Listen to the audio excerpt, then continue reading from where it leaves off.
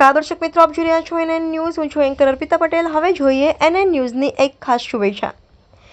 NN news તરફથી અને NN ન્યૂઝના editor Zuber Malek તરફથી NN ન્યૂઝના રિપોર્ટર મોહસિન શેખના જન્મદિનની હાર્દિક શુભકામનાઓ.